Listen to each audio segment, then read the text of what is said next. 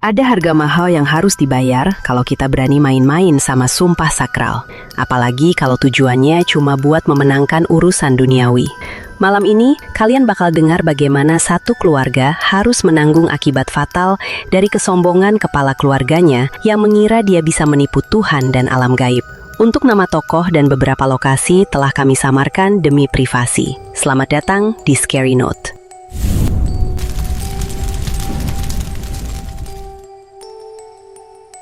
Jadi, semuanya bermula di sebuah tempat yang jauh dari keramaian kota, tepatnya di pedalaman Banten. Coba bayangkan, sebuah bangunan kayu tua yang pencahayaannya minim banget. Cuma ada beberapa lampu templok yang apinya goyang-goyang kena angin malam. Di sanalah Iwan duduk bersila. Dia nggak sendirian. Ada seorang dukun lokal di depannya. Orang yang penampilannya saja sudah bikin bulu kuduk merinding. Bukan tipe ustaz atau kiai yang biasa kamu lihat di masjid.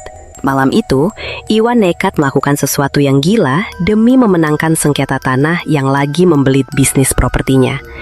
Dia mau mengambil sumpah pocong. Tapi ini bukan sumpah biasa yang sesuai aturan agama. Iwan membawa syarat tambahan yang diminta si dukun. Seekor ayam cemani, ayam yang hitam legam dari paruh sampai tulangnya.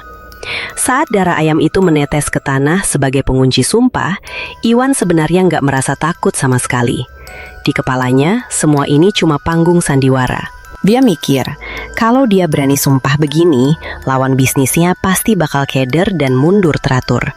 Dia merasa pintar, merasa di atas angin. Dia nggak sadar kalau saat dia mengucapkan kalimat sumpah itu dengan lantang sambil meremehkan maknanya di dalam hati, dia baru saja menandatangani kontrak kematiannya sendiri. Dia pikir dia cuma main-main sama psikologi manusia, padahal dia lagi mengetuk pintu yang seharusnya nggak pernah dibuka. Keangkuhannya malam itu benar-benar menutupi akal sehatnya. Seolah dia merasa kebal dari segala jenis kualat atau karma yang mungkin menunggu.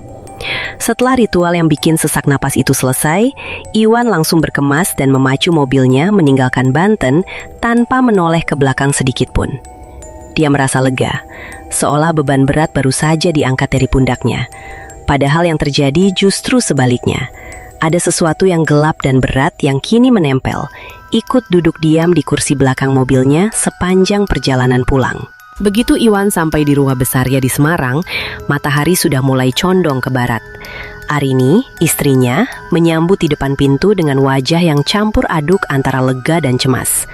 Tapi, begitu Iwan melangkah masuk melewati ambang pintu dan mendekat untuk memeluk istrinya, Arini tiba-tiba mundur selangkah. Hidung wanita itu kembang kempis, mencium bau yang sangat asing dan tajam keluar dari tubuh suaminya. Itu bukan bau keringat perjalanan atau bau parfum mahal Iwan. Itu bau kapur barus. Tahu kan, jenis kapur barus murah yang biasa dipakai buat memandikan jenazah. Baunya menyengat banget, dicampur sama aroma tanah basah yang anyir, seolah Iwan baru saja guling-guling di lubang kuburan yang baru digali. Padahal Iwan penampilannya rapi, bersih, dan dia bilang sudah mandi di jalan. Saat Arini menegur soal bau itu dengan suara gemetar, Iwan malah meledak marah. Dia membentak Arini, bilang kalau istrinya itu cuma paranoid dan kebanyakan pikiran. Iwan menolak mengakui ada yang aneh, padahal dia sendiri mungkin samar-samar mencium bau itu, tapi egonya terlalu tinggi buat ngaku. Penolakan Iwan yang keras ini bikin Arini terdiam, tapi hatinya mencelos. Di detik itu, rasanya rumah yang harusnya jadi tempat paling aman buat mereka, tiba-tiba terasa dingin dan asing, seakan ada dinding kaca tebal yang memisahkan Iwan dari sisa keluarganya. Hari-hari pertama setelah kepulangan Iwan terasa lambat dan berat, seolah udara di dalam rumah itu berubah jadi lebih padat dari biasanya. Nggak ada yang berani bahas soal kejadian di pintu depan itu. Tapi ketegangan jelas terasa di setiap sudut ruangan, menunggu waktu buat meledak. Lalu kejadian aneh berikutnya menimpa Arul, anak laki-laki mereka. Siang itu panas terik khas Semarang, dan Arul lagi santai di ruang tamu ketika matanya menangkap sesuatu yang ganjil di dinding utama. Ada retakan baru. Bukan retakan rambut halus yang biasa ada di tembok rumah lama, tapi retakan yang cukup lebar dan terlihat dalam, seakan fondasi rumah itu baru saja ditarik paksa ke bawah. Kita tahu tanah di Semarang memang sering turun, tapi yang ini beda. Dari sela-sela retakan tembok itu merembes air. Aneh banget kan? Padahal nggak ada pipa air di balik tembok sisi itu. Aro mendekat, menyentuh cairan yang keluar. Teksturnya agak lengket dan warnanya keruh kecoklatan. Begitu dia mencium jarinya, perutnya langsung mual. Baunya payau, campuran antara air laut kotor dan bau amis darah ikan. Air itu menetes pelan tapi pasti, membasahi bingkai foto keluarga yang tergantung tepat di bawahnya. Bikin wajah Iwan di foto itu jadi buram dan rusak kena air kotor. Aro, dengan logika anak muda yang skeptis, cuma mikir ini pasti karena pipa bocor atau rembesan air tanah biasa akibat banjir rob. Dia menolak percaya kalau ini ada hubungannya sama hal-hal mistis. Dia panggil tukang nanti saja, pikirnya. Tapi jauh di lubuk hatinya, melihat air berbau busuk itu merusak foto keluarga mereka, Aro merasakan firasat buruk yang gak bisa dia jelaskan dengan kata-kata. Malam pun turun menyelimuti rumah tua berarsitektur Belanda itu, membawa kesunyian yang gak wajar. Biasanya masih ada suara kendaraan lewat atau suara televisi tetangga, tapi malam ini sepi sekali, seolah rumah mereka sedang diisolasi dari dunia luar oleh tangan tak kasat mata. Di kamar anak, suasana yang lebih mengerikan mulai terbangun. Maya, si bungsu yang masih polos, belum tidur. Dia duduk di sudut tempat tidurnya, menatap ke pojok kamar yang gelap gulita. Bibirnya bergerak-gerak, bicara pelan sambil senyum-senyum sendiri. Sandra, kakaknya yang sekamar sama dia, awalnya cuek sambil main HP. Tapi lama-lama Sandra sadar kalau obrolan Maya itu terlalu runut buat dibilang lindur. Sandra menegur, "Mai, ngomong sama siapa sih?" Dengan santai, Maya menunjuk ke pojok gelap itu dan bilang, "Itu loh kak, ada paman putih." Darah Sandra langsung berdesir. Dia mencoba menajamkan mata melihat ke pojok, tapi nggak ada siapa-siapa. Maya lanjut ngomong dengan nada kasihan. "Paman putih kasihan kak, dia kedinginan. Dia minta tolong selimutnya dibuka, soalnya ikatannya kenceng banget di atas kepala. Sakit katanya." Dek, jantung Sandra rasanya mau copot.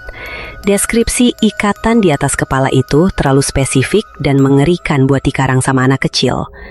Maya nggak tahu apa-apa soal pocong atau kain kafan secara detail. Sandra langsung menarik selimut, menyuruh adiknya tidur, dan memeluk Maya erat-erat. Dia berusaha mikir rasional. Mungkin Maya cuma berimajinasi. Tapi keringat dingin yang mengalir di punggung Sandra malam itu adalah respon jujur dari ketakutan purba yang mulai bangkit. Menjelang pagi, tepat di jam-jam di mana orang tidur paling lelap, suasana di luar rumah mendadak berubah drastis. Angin berhenti bertiup dan udara terasa diam, mati. Satu-satunya yang hidup di luar sana cuma anjing peliharaan mereka yang biasanya tidur tenang di teras. Tepat pukul 2 pagi, kereningan itu pecah oleh suara lolongan anjing mereka. Bukan gonggongan marah karena ada maling, tapi lolongan panjang yang menyayat hati, tipe suara yang bikin siapa saja yang dengar langsung merinding dan pengen tutup kuping. Suara itu terdengar putus asa, melengking ke arah atap rumah, seolah si anjing melihat sesuatu yang besar bertengger di sana. Lalu, mendadak hening. Senyap total. Paginya, saat tukang kebun datang, mereka menemukan anjing itu sudah mati di halaman samping. Kondisinya bikin ngeri. Badannya kaku total, sekeras batu, padahal baru mati beberapa jam. Gak ada luka tusuk, gak ada bekas racun mulut terbusa. Tapi matanya melotot lebar, hampir keluar dari kelopatnya, menatap kosong ke satu titik di atas genteng. Lidahnya tergigit putus. Itu adalah wajah makhluk yang mati karena ketakutan setengah mati. Aro yang melihat bangkai itu gemetar. Tapi Iwan cuma melirik sekilas, lalu dengan dingin bilang, "Ah, paling makan tikus beracun." Dia langsung menyuruh bangkai itu dikubur dan melarang siapapun membahasnya lagi. Iwan menolak menghubungkan kematian anjing kesayangan mereka dengan teror yang mulai merayap masuk. Sikap Iwan yang menyangkal fakta di depan mata ini adalah kunci yang mengunci mereka semua di dalam rumah itu untuk 30 hari ke depan. Kematian anjing itu seperti bel, tanda dimulainya babak baru yang jauh lebih kelam. Rumah yang tadinya cuma terasa nggak enak, sekarang mulai menunjukkan tanda-tanda fisik yang memusuhi penghuninya. seolah-olah bangunan itu sendiri sedang sakit demam tinggi. Masuk hari ke-6, suhu di dalam rumah jadi kacau balau. Di luar matahari bersinar terik, tapi begitu masuk ke lorong tengah yang menghubungkan kamar-kamar, rasanya kayak masuk ke dalam kulkas raksasa. Dinginnya bukan dingin AC, tapi dingin yang menusuk sampai ke tulang, bikin gigi gemeretak. Anehnya, hawa dingin ini paling parah kalau Iwan ada di dekat situ. Ada satu kejadian yang bikin semua orang syok. Waktu itu Iwan lagi jalan di lorong mau ke dapur. Begitu dia lewat di bawah lampu gantung, tiba-tiba, prang. Bohlam lampunya meledak. Bukan putus, tapi pecah berkeping-keping menghujani lantai. Iwan kaget, loncat mundur. Belum sempat dia ngomong apa-apa, bohlam berikutnya di lorong itu meledak lagi. Prang. Seolah-olah energi listrik di rumah itu gak kuat menahan beban energi negatif yang dibawa Iwan. Di tengah kekacauan pecahan kaca itu, Iwan melakukan gerakan yang aneh. Dia nggak sibuk bersihin kaca, tapi tangannya terus-terusan menggaruk dan mengusap lehernya. Dia kayak orang yang kerah bajunya kekecilan, padahal dia cuma pakai kaos oblong longgar. Gerakan itu nggak sadar dia lakukan berulang-ulang. Wajahnya merah, menahan rasa nggak nyaman di tenggorokan. Tanda fisik pertama kalau sumpah yang dia ucapkan mulai melilit lehernya secara nyata. Malam harinya, gangguan itu nggak berhenti di suhu udara atau lampu pecah. Terornya mulai masuk ke indera pendengaran, menyerang saat mereka paling rentan, yaitu saat mau tidur. Mulai malam ke-7, tidur nyenyak jadi hal yang mustahil buat Arini. Setiap kali dia baru mau memejamkan mata, terdengar suara dari dinding kamar. Duk, duk, duk. Suaranya ritmis, teratur banget, kayak metronom kematian. Tapi bunyinya itu loh yang bikin gila. Itu bukan suara orang ngetuk pakai tangan atau buku jari. Itu suara benda tumpul yang agak lunak tapi berat dibenturkan ke tembok.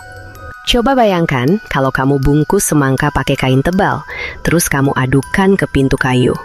Duk, duk, kayak suara kepala yang terbungkus kain kafan lagi dibentur-benturkan pelan tapi konstan.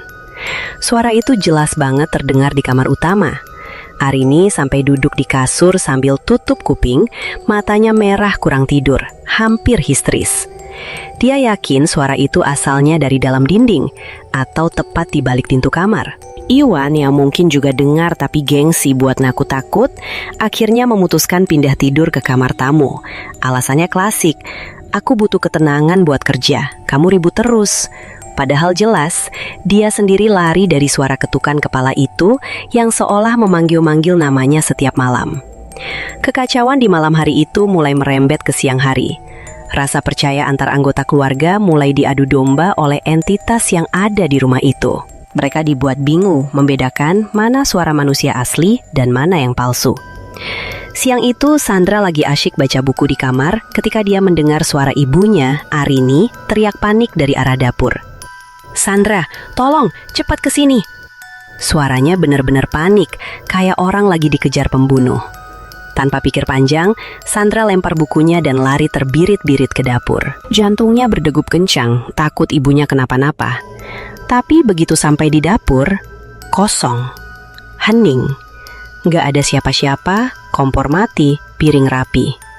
Di saat yang hampir bersamaan, Arul yang lagi di ruang tengah mendengar suara bapaknya, Iwan, mengerang kesakitan dari arah sumur belakang. Rul, tolong bapak Rul. Suaranya serak dan lemah banget. Arul langsung lari ke belakang, siap nolongin bapaknya. Tapi lagi-lagi, nihil. Sumur belakang sepi, cuma ada angin yang bikin daun pisang bergoyang. Mereka berdua, Sandra dan Arul, akhirnya ketemu di ruang tengah dengan napas mos-mosan dan wajah bingung.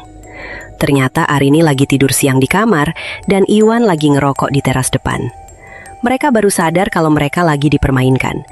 Entitas di rumah itu punya kemampuan meniru suara orang-orang yang mereka sayang dengan presisi 100%. Tujuannya jelas, memisahkan mereka ke ruangan berbeda, bikin mereka sendirian, bingung, dan gampang diserang. Setelah insiden suara palsu itu, atmosfer rumah makin berat. Arini yang kondisinya paling lemah secara mental, akhirnya menjadi korban pertama yang melihat wujud makhluk itu secara langsung. Malam ke-9 menjadi malam yang gak akan pernah bisa dilupakan Arini seumur hidupnya. Dia terbangun mendadak di tengah malam, bukan karena suara, tapi karena rasa sesak yang luar biasa di dada. Dia mau bangun, tapi badannya gak bisa digerakkan sama sekali. Sleep paralysis, atau orang kita bilang ketindihan. Matanya terbuka lebar, tapi ujung jari pun gak bisa dia gerakan. Napasnya pendek-pendek. Di tengah kepanikan itu, matanya menangkap sosok berdiri di ujung kaki tempat tidurnya. Sosok itu tinggi, terbungkus kain putih yang kusam dan penuh noda tanah liat coklat basah. Itu pocong. Tapi bukan pocong di film horor yang loncat-loncat. Ini diam, kaku, kayak patung. Wajahnya, Tuhan, wajahnya gelap gulita, kayak lubang hitam yang menyerap cahaya. Tapi di tengah kegelapan wajah itu ada 2 titik mata yang memantulkan cahaya redup, menatap tajam ke arah Arini. Dan yang paling mengerikan adalah tali pocong di atas kepalanya yang berdiri tegak, kaku, seolah menantang langit. Arini mau teriak, tapi suaranya tercekat di tenggorokan. Dia cuma bisa menatap horor itu sampai akhirnya kesadarannya hilang dan dia pingsan. Begitu siuman pagi harinya, Arini nangis histeris, nolak masuk ke kamar utama lagi. Sejak saat itu, ruang keluarga yang sempit jadi tempat pengungsian mereka setiap malam. Kondisi mental keluarga itu sudah di ujung tanduk, tapi teror fisik ternyata baru saja mau dimulai. Gangguan yang tadinya cuma suara dan bayangan, sekarang mulai memanipulasi benda-benda nyata di sekitar mereka. Pagi itu, Sandra masuk ke kamar mandi buat cuci muka, berharap air dingin bisa sedikit mengenangkan sarafnya yang tegang. Dia memutar keran wastafel. Awalnya air keluar biasa, tapi sedetik kemudian warnanya berubah. Dari bening jadi keruh kecoklatan, lalu tiba-tiba berubah jadi merah pekat dan kental. Sandra ternyanga. Dia tadangin air itu pakai tangannya, dan teksturnya licin, kental, seperti darah. Dan baunya langsung memenuhi kamar mandi sempit itu. Bau bangkai tikus yang sudah membusuk berhari-hari dicampur bau besi karat. Sandra menjerit sekuat tenaga, mundur sampai punggungnya nabrak tembok. Dia lihat air merah itu terus mengucur deras dari keran, seolah rumah itu sendiri sedang mengalami pendarahan hebat. Ketika Aru dan Arini mendobrak pintu kamar mandi karena dengar teriakan Sandra, air di wastafel pelan-pelan berubah kembali jadi air lumpur biasa. Tapi bekas merah di tangan Sandra dan bau busuk yang bikin mau muntah itu masih tertinggal, menjadi bukti tak terbantahkan bahwa realitas di rumah mereka sudah dibajak oleh kekuatan yang gak masuk akal. Mereka sadar, mereka gak lagi aman bahkan untuk sekedar cuci muka. Kejadian air darah di wastafel itu bikin suasana di rumah jadi kacau balau. Tapi alih-alih takut dan sembunyi, Arul yang emosinya memang gampang meledak justru bereaksi sebaliknya. Dia merasa harga dirinya diinjak-injak karena diteror di rumah sendiri.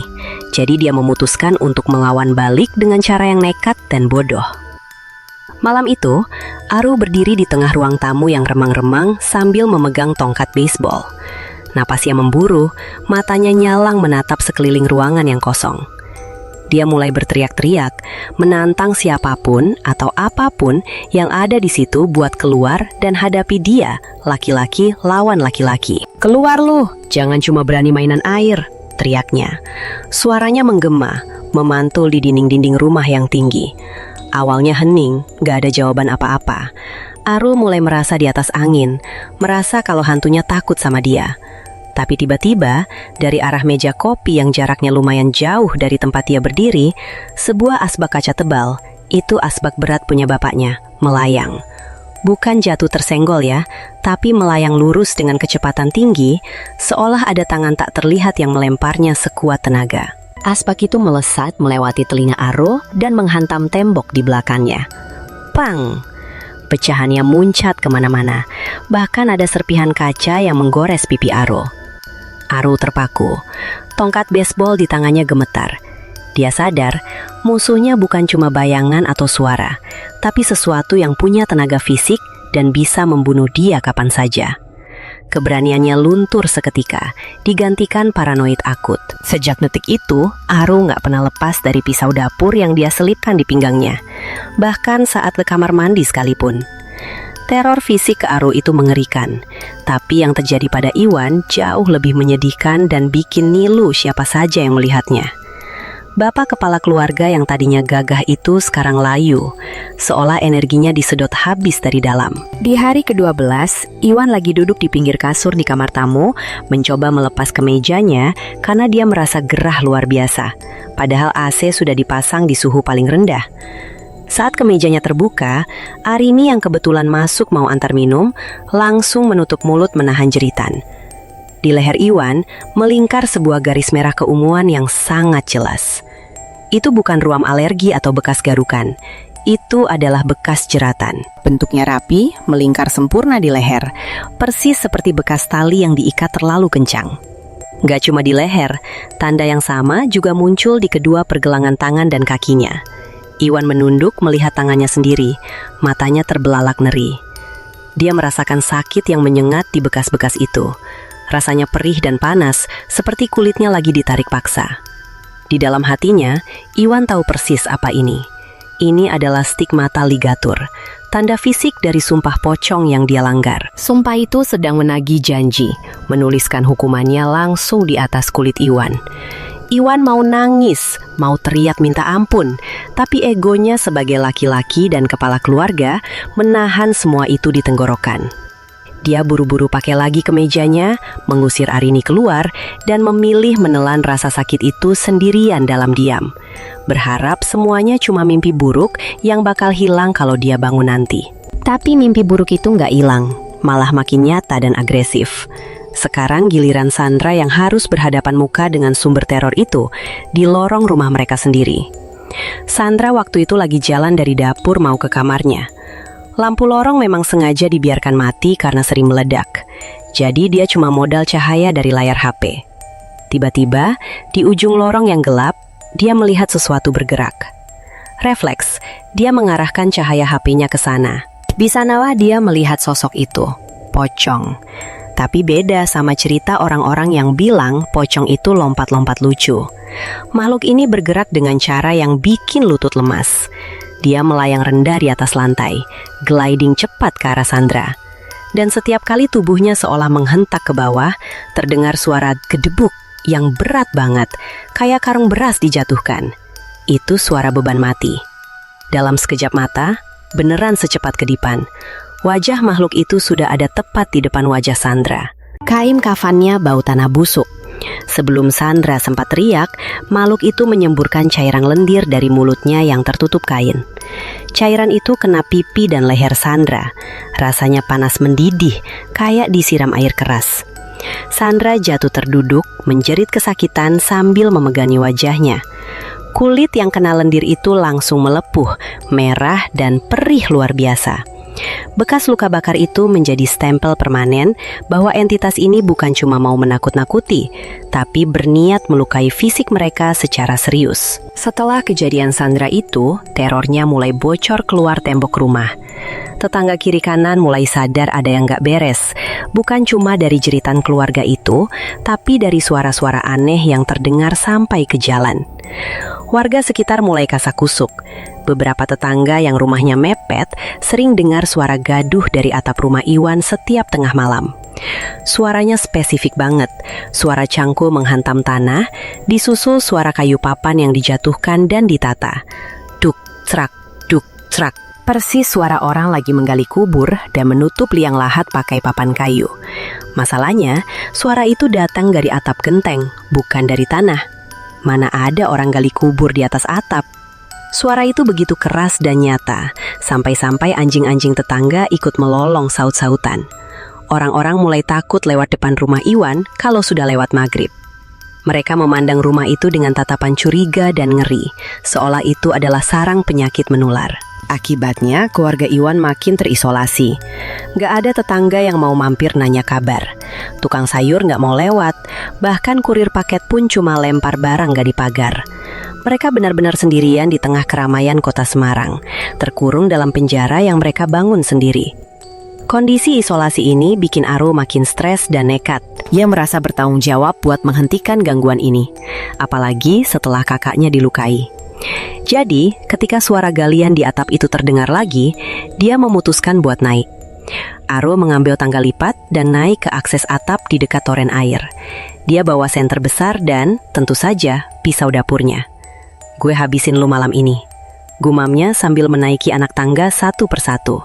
Angin di atas sana kencang banget. Begitu kepalanya menyembul keluar dari lubang akses atap, dia menyapukan senternya ke segala arah. Kosong. Gak ada siapa-siapa, cuma genteng tua yang berlumut. Tapi suara galian tanah itu masih terdengar jelas di telinganya, seolah sumbernya ada tepat di sebelahnya. Saat Aru bingung mencari sumber suara, tiba-tiba dia merasakan dorongan kuat di dadanya. Bukan dorongan angin, tapi dorongan telapak tangan yang dinginnya sedingin es batu. Aru kehilangan keseimbangan. Dia terpelanting ke belakang, jatuh menggelinding menuruni tangga yang curam itu. Bruk, tubuhnya menghantam lantai beton di bawah dengan keras. Aru mengerang panjang, memegangi lengan kirinya yang posisinya sudah bengkok gak wajar. Tulangnya patah. Iwan dan Arini lari menghampiri anaknya. Melihat Arul yang kesakitan dengan tulang mencuat, pertahanan Iwan akhirnya runtuh. Dia sadar dia nggak bisa menang lawan makhluk ini sendirian. Malam itu juga, dengan tangan gemetar, Iwan setuju memanggil seorang kiai untuk melakukan pembersihan. Kedatangan kiai lokal itu membawa secercah harapan buat Arini dan anak-anak. Mereka pikir ini akhirnya mimpi buruk ini bakal selesai. Tapi mereka salah besar. Rumah itu nggak mau melepaskan mangsanya semudah itu. Pak Kiai datang dengan beberapa santrinya.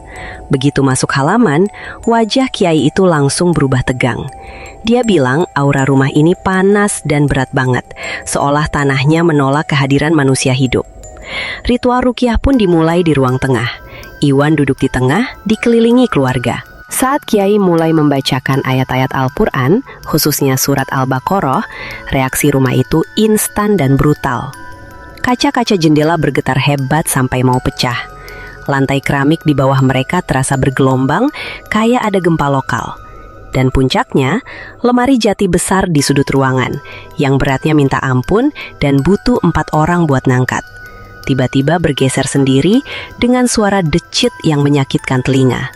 Sret. Lemari itu ambruk memblokir pintu keluar, mengurung mereka di dalam. Di tengah bacaan doa yang makin kencang, tiba-tiba Pak Kiai berhenti. Dia batuk-batuk hebat, lalu muntah darah hitam kental di atas karpet. Napasnya tersengal-sengal. Dia menatap Iwan dengan tatapan tajam dan takut, lalu berbisik serak. "Ini bukan jin kiriman, Pak. Kuncinya ada di yang punya badan. Bapak sendiri yang mengundang. Saya nggak sanggup." Kalimat itu seperti vonis mati. Harapan keluarga itu hancur berkeping-keping tepat di depan mata mereka. Mendengar ucapan Kiai, semua mata tertuju pada Iwan. Arini memohon sambil menangis. "Pak, laku aja Pak, demi anak-anak." Iwan yang sudah terpojok dan melihat darah di mana-mana, akhirnya mencoba membuka mulut. Iwan berniat bicara jujur. Di dalam kepalanya, dia sudah merangkai kalimat pengakuan bahwa dia memang berbohong saat sumpah di Banten. Bahwa dia menyuap saksi, bahwa dia salah. Tapi saat dia membuka mulut, nggak ada suara yang keluar. Lidahnya kaku, tertarik ke belakang tenggorokan seolah ada tangan gaib yang mencekiknya dari dalam. Dia cuma bisa mengeluarkan suara, "Nggak," sambil matanya melotot panik. Wajahnya memerah, urat lehernya menonjol. Dia berusaha keras melawan sumbatan itu, tapi semakin dia memaksa, semakin dia merasa tercekik. Mulutnya menganga kaku, tapi bisu. Pak Kiai melihat itu dan menggelengkan kepala dengan sedih. "Sudah terlambat," katanya. "Hukum sumpah sudah berjalan." Tanpa bisa berbuat apa-apa lagi, Kiai dan santrinya pamit mundur, meninggalkan keluarga itu sendirian lagi. Kepergian Kiai itu rasanya seperti dokter yang mencabut alat bantu napas pasien karena sudah nggak ada harapan. Iwan terduduk lemas, air mata frustrasi menetes di pipinya. Sadar bahwa dia baru saja kehilangan kesempatan terakhir untuk menyelamatkan jiwanya. Begitu rombongan Kiai pergi, rumah itu seolah marah besar karena ada yang coba-coba mengusir penghuninya. Mode bertahan hidup rumah itu aktif, mengubah tempat tinggal mereka menjadi penjara beton yang sempurna. Pintu depan yang tadi dilewati Kiai tiba-tiba membanting sendiri dengan keras. Blam! Ketika Aro, dengan satu tangan yang masih sehat, mencoba membukanya, pintu itu terkunci rapat. Bukan terkunci biasa, tapi macet total seolah kayunya sudah menyatu dengan kusen. Sandra mencoba buka jendela, sama saja. Jendela-jendela itu seperti dilem super kuat. Gak ada celah sedikit pun buat udara luar masuk. Dan kemudian, listrik mati total. Bukan sekring turun, tapi mati total satu rumah. Gelap gulita langsung menyergap mereka. Senter yang mereka punya nyalanya redup-redup aneh, seolah baterainya disedot habis energinya. Udara di dalam rumah jadi pengap dan berat. Oksigen rasanya menipis. Mereka berempat, Iwan, Arini, Sandra, dan Aro, akhirnya berkumpul meringkuk di satu kamar tidur, saling berpegangan tangan dalam kegelapan. Mereka merasa seperti tikus yang terjebak dalam perangkap yang perlahan-lahan ditenggelamkan ke dalam air. Mental mereka hancur lebur. Gak ada yang berani ngomong, cuma suara isak tangis tertahan dan doa-doa putus asa yang terucap. Di tengah kegelapan yang mencekam itu, di mana mereka gak bisa membedakan siang dan malam, kondisi Aro yang fisiknya sedang lemah karena patah tulang membuatnya jadi target empuk untuk dijadikan mikrofon oleh entitas itu. Aro yang tadinya dia menahan sakit, tiba-tiba badannya kejang-kejang. Matanya memutih, hanya terlihat bagian putihnya saja. Dan ketika dia membuka mulut, suara yang keluar bukan suara anak muda umur 22 tahun. Suara itu berat, parau, dan serak. Suara Iwan. Tapi Iwan yang asli ada di sebelahnya, diam membisu. Aro berteriak-teriak dengan suara bapaknya. Uculi, Uculi, panas, sempit. Lepaskan, lepaskan, panas, sempit. Tangannya yang sehat mencakar-cakar lehernya sendiri dengan brutal, sampai kulitnya robek dan berdarah. Dia seolah berusaha melepaskan tali pocong imajiner yang menjerat lehernya. Arini menjerit histeris, "Rul, sadar Rul!" Dan ngomongin soal visi Iwan, perubahan yang terjadi pada tubuhnya di hari-hari terakhir isolasi itu adalah puncak dari segala horor biologis yang bisa dibayangkan manusia. Iwan mulai mengalami hipotermia ekstrim. Badannya dingin banget, sedingin mayat yang baru keluar dari lemari pendingin kamar jenazah. Kalau disentuh, kulitnya keras dan kaku. Warnanya pun berubah, dari sawo matang menjadi abu-abu pucat, warna khas orang mati yang disebut pallor mortis. Dan baunya, ampun, baunya makin hari makin busuk. Bau daging yang mulai membusuk dari dalam. Anak-anaknya, darah dagingnya sendiri, gak kuat duduk terlalu dekat karena baunya bikin muntah. Mereka harus menutup hidung pakai kain basah setiap kali ada di dekat bapaknya. Iwan secara harfiah sedang membusuk hidup-hidup. Dia masih sadar, matanya masih bergerak melihat sekeliling, tapi tubuhnya sudah menjadi mayat. Mana jantungnya berhenti berdetak untuk menyusul kondisi fisiknya yang sudah duluan mati. Pemandangan ayah mereka yang perlahan berubah menjadi monster di depan mata adalah trauma yang gak akan pernah bisa dihapus dari ingatan Sandra, Arul, dan Arini. Kalau kamu pikir melihat ayah sendiri membusuk itu sudah puncak kegilaannya, tunggu sampai kamu dengar apa yang terjadi di ruang tamu malam itu. Rumah itu sepertinya belum puas cuma menyiksa fisik penghuninya. Dia mau memastikan keluarga ini merasakan sensasi dikubur hidup-hidup sebelum benar-benar mati. Kejadiannya tiba-tiba banget. Mereka lagi duduk diam di ruang tengah, lampu mati total. Cuma ada satu lilin kecil yang apinya nyaris habis. Tiba-tiba terdengar suara kretek-kretek dari langit-langit tepat di atas kepala mereka. Mereka semua dongak ke atas. Dan detik berikutnya, tanah merah berjatuhan. Ini bukan debu atau pasir halus yang biasa jatuh dari plafon tua ya. Ini bongkahan tanah merah yang basah dan bau tanah kuburan. Bruk, bruk, bruk.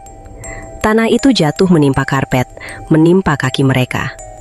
Anehnya, plafon di atas mereka itu nggak jebol. Nggak ada lubang sama sekali.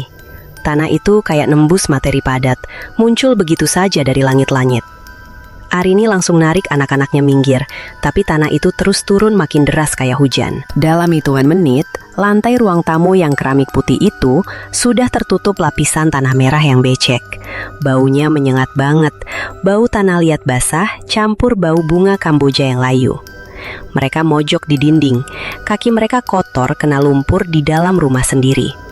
Rasanya benar-benar kayak mereka lagi ada di dasar lubang kubur yang lagi ditimbun dari atas. Sandra sampai muntah-muntah karena saking stresnya, dan bau tanah itu yang bikin sesak napas. Ini adalah pesan yang jelas banget. Rumah ini sudah jadi kuburan Iwan, dan siapapun yang ada di dalamnya bakal ikut tertimbun. Setelah hujan tanah itu berhenti, mereka kehilangan orientasi total. Bukan cuma orientasi tempat karena gelap, tapi orientasi waktu. Jam dinding di rumah itu mulai bertingkah gila, dan ini bikin mental Sandra dan Arul yang tersisa sedikit itu hancur lebur. Coba bayangkan, kamu merasa sudah duduk menunggu pagi selama berjam-jam. Badanmu pegal, matamu berat, perutmu lapar. Kamu yakin ini pasti sudah pagi, mungkin jam 7 atau jam 8. Harusnya ada cahaya matahari masuk dari celah ventilasi. Harusnya ada suara ayam berkokok atau suara motor lewat. Tapi pas Sandra nyalain layar HP-nya buat cek jam, layarnya menunjukkan jam 12 siang. Siang bolong. Tapi sekeliling mereka gelap gulita, hitam pekat kayak tengah malam. Gak ada seberkas cahaya pun yang masuk. Arul sampai lari ke jendela, ngintip dari celah gorden yang sudah macet itu. Di luar gelap, langit hitam, gak ada matahari. Dia guncang-guncang jam tangannya, mikir jamnya rusak. Dia tanya ke ibunya, "Bu, ini siang apa malam, Bu? Aku gila ya?" Arini cuma bisa meluk anaknya sambil nangis. Mereka terjebak dalam time loop atau distorsi waktu, di mana malam terasa abadi dan siang gak pernah datang. Rasa putus asa karena gak tahu kapan penderitaan ini bakal berakhir, itu jauh lebih menyakitkan daripada rasa takut itu sendiri. Mereka gak tahu kapan harus tidur, kapan harus makan. Ritme biologis mereka rusak total. Mereka cuma zombie yang menunggu giliran mati di dalam kotak beton yang gelap itu. Dan di tengah kebingungan waktu itu, Maya, si bungsu yang dari awal memang paling peka, tiba-tiba berdiri tegak. Matanya yang biasanya sayu karena kurang tidur, sekarang terbuka lebar, menatap kosong ke arah pintu kamar tempat Iwan dibaringkan. Maya menunjuk ke arah pintu kamar itu, tangannya gemetar. Dia bilang dengan suara polos yang bikin merinding, "Kak, banyak banget temannya Paman Putih. Semuanya ngumpul di sana, rame banget." Sandra langsung nengok ke arah yang ditunjuk Maya.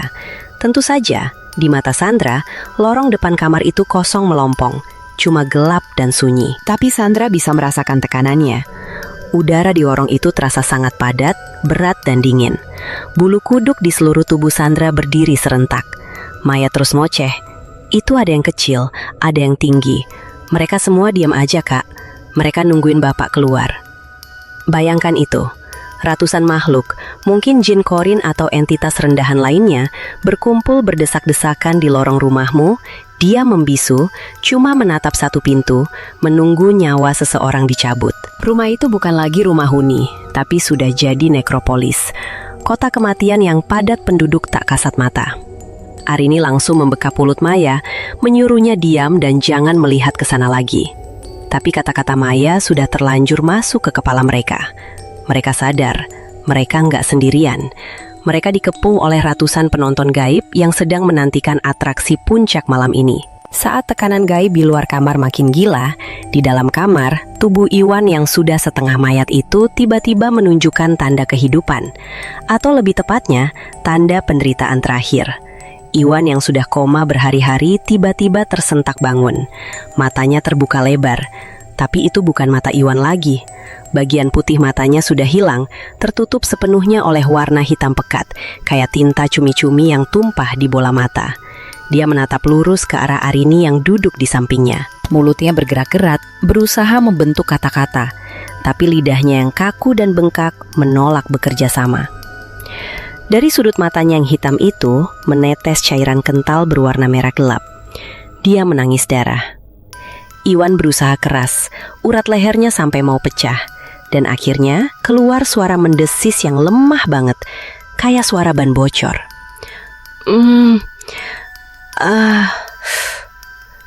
Maaf, cuma satu kata itu. Itu adalah momen paling memilukan sekaligus paling mengerikan buat Arini. Dia melihat sisa-sisa jiwa suaminya yang tersiksa di dalam raga yang sudah rusak itu. Memohon ampun yang mungkin sudah nggak berguna lagi. Arini menggenggam tangan Iwan yang dinginnya minta ampun, menangis sejadi-jadinya, membisikkan kata-kata ikhlas, berharap itu bisa meringankan beban suaminya. Tapi tatapan Iwan tetap kosong dan teror, seolah dia melihat sesuatu di balik bahu Arini yang jauh lebih menakutkan daripada kematian itu sendiri. Momen maaf itu ternyata adalah perpisahan terakhir Iwan dengan realitas ini. Karena sehari sebelum batas waktu 30 hari habis, kejadian yang paling gak masuk akal menimpa Arini. Kejadian yang menegaskan bahwa suaminya sudah gak ada di sini. Kejadiannya di sore hari, atau setidaknya menurut jam tangan itu sore, meskipun di luar masih gelap. Arini pergi ke dapur sebentar buat ambil air. Iseng, dia melihat keluar jendela dapur yang menghadap ke halaman belakang. Dan di sana, berdiri di tengah rumput ilalang yang tinggi, ada sosok laki-laki. Arini menyipitkan mata. Laki-laki itu berdiri membelakangi rumah, menatap ke arah bulan yang samar-samar tertutup awan. Posturnya, tinggi badannya, bahunya yang agak membungkuk, itu Iwan. Jantung Arini berhenti berdetak sesaat. Dia pikir Iwan sudah sembuh dan jalan keluar. Tapi terus dia sadar, sosok itu pakai kain putih lusuh yang melilit tubuhnya. Kain kafan. Arini langsung lari balik ke kamar tidur dengan nafas mos-mosan. Dia buka pintu kamar, dan di sana di atas kasur, tubuh Iwan yang asli masih terbaring kaku, gak bergerak sedikit pun dengan selang infus yang masih menempel. Arini menatap horor bolak-balik antara Iwan di kasur dan sosok di halaman belakang. Dia sadar, yang di halaman itu adalah doppelganger atau korinnya Iwan yang sudah terbentuk sempurna menjadi pocong. Jiwa Iwan sudah terbelah. Sosok di luar itu sedang menunggu cangkang kosong di kasur ini berhenti bernapas, supaya mereka bisa menyatu dan pergi ke alam lain, alam penyiksaan. Dan tibalah malam ke-30, malam penentuan. Suasana di rumah itu berubah drastis. Dari yang tadinya ribut dengan suara galian dan ketukan, tiba-tiba jadi hening total. Senyap yang mematikan. Biasanya rumah itu bau bangkai tikus dan tanah basah yang bikin mual. Tapi tepat saat matahari terbenam di hari terakhir itu, baunya berubah. Tiba-tiba, seluruh ruangan dipenuhi aroma bunga sedap malam. Baunya wangi, manis, tapi saking kuatnya sampai bikin kepala pusing dan perut mual. Tahu kan, wangi yang identik banget sama kamar jenazah atau prosesi pemakaman. Wangi itu muncul entah dari mana, menempel di baju, di gorden, di spray. Arini tahu ini tandanya.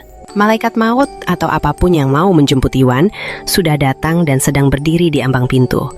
Dia mengumpulkan anak-anaknya di sudut kamar, jauh-jauh dari kasur Iwan. Dengan tangan gemetar dan suara serak, Arini mulai membacakan surat Yasin. Dia nggak berani berhenti, takut kalau dia berhenti ngaji, suara-suara lain bakal masuk. Anak-anak cuma bisa nunduk, tutup telinga, sambil gemetar ketakutan. Mereka menunggu detik demi detik berlalu, menunggu lonceng kematian berbunyi. Rasanya kayak nunggu bom waktu meledak.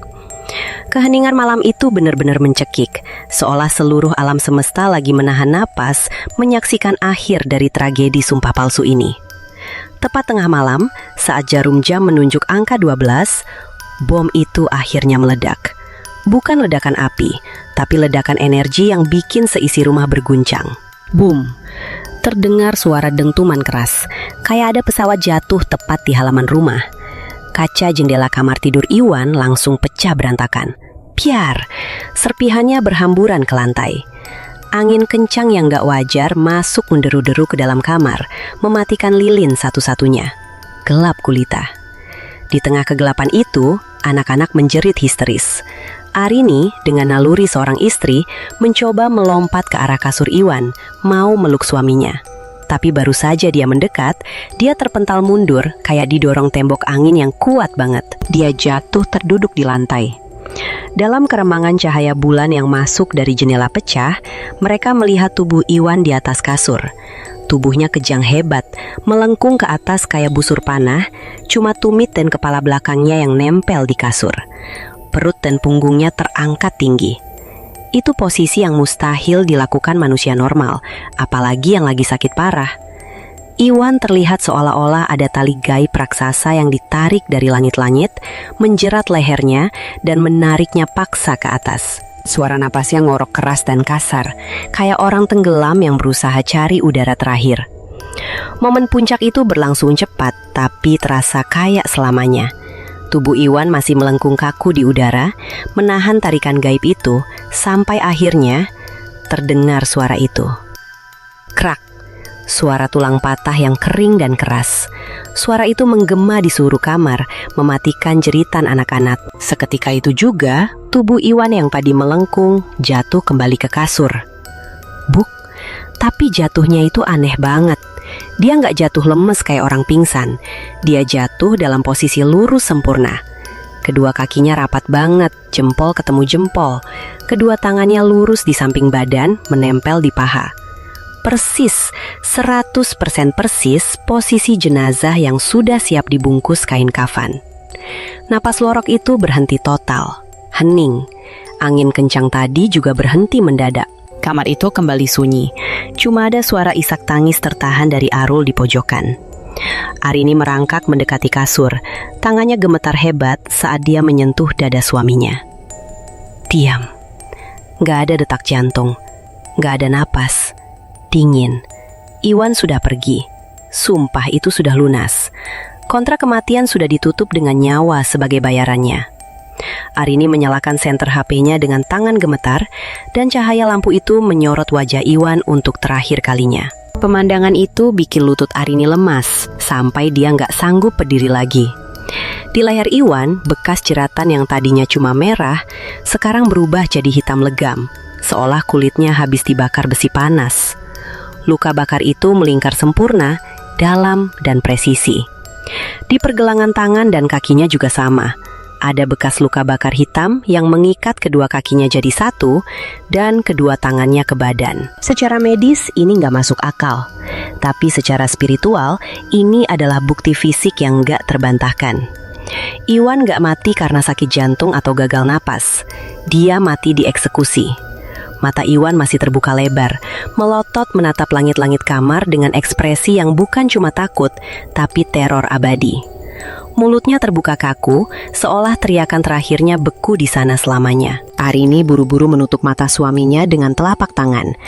Tapi kelopak mata itu susah banget ditutup, seolah Iwan dipaksa untuk terus melihat sesuatu yang mengerikan di detik-detik terakhirnya. Pemandangan mayat Iwan yang terikat oleh tali gaib yang membekas di kulit itu menjadi trauma permanen yang gak akan pernah bisa dihapus dari ingatan mereka. Paginya, suasana berubah 180 derajat. Begitu azan subuh berkumandang, pintu rumah yang berminggu-minggu macet tiba-tiba bisa dibuka dengan gampang. Cekot, kebuka gitu aja.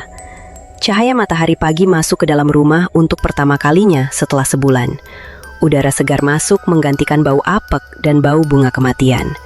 Tetangga-tetangga yang penasaran tapi takut mulai berani mendekat ke pagar.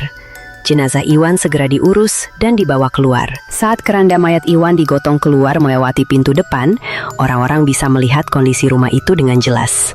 Dinding-dindingnya retak parah.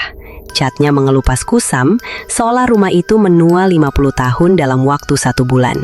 Tanaman di halaman semuanya mati kering, coklat dan rapuh. Rumah itu tampak lelah, energinya habis dihisap sampai kering. Setelah pemakaman yang cepat dan sepi, Arini dan anak-anaknya nggak mau tinggal di sana barang 1 malam pun. Mereka langsung angkat kaki hari itu juga, cuma bawa baju seadanya, meninggalkan semua perabotan di dalam rumah terkutuk itu. Rumah itu dibiarkan kosong, terbengkalai, gelap, dan dingin. Dan sampai bertahun-tahun kemudian, orang-orang di Semarang masih sering cerita kalau lewat depan rumah itu malam-malam, kadang tercium bau anyir darah campur bunga sedap malam, dan terdengar suara laki-laki berbisik minta tolong dari balik tembok yang retak. Ngeri ya, bagaimana sebuah sumpah yang diucapkan sembarangan bisa berubah jadi kontrak kematian yang benar-benar nyata dan meninggalkan trauma seumur hidup bagi yang ditinggalkan. Menurut kalian gimana? Apa kejadian di rumah itu murni karena kutukan sumpah atau karena rumahnya sendiri yang memang sudah ada penunggunya? Coba tulis pendapat kalian di kolom komentar ya. Kisah dengan gema personal yang kuat seperti inilah yang menjadi jantung dari kanal ini. Jika kalian punya pengalaman tak terlupakan yang ingin diangkat dan dibagikan, jangan ragu untuk menghubungi kami lewat link yang ada di deskripsi. Sampai jumpa di cerita berikutnya.